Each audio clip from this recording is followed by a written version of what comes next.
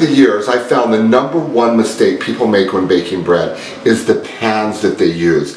It is extremely important that you use a very narrow pan. The reason you want a narrow pan is it allows the support the bread needs to rise up and get that perfect crown. If the pan is too wide, you risk the bread caving into the top. And if the pan is of the wrong material, then it's not going to brown. The worst conductor of heat are those glass bread pans that everyone has out there. Glass is a horrible conductor of heat. I found out when I baked bread in glass in the oven, they would come out brown on one side and light on the other side. So having a bread pan is paramount in the success of good bread.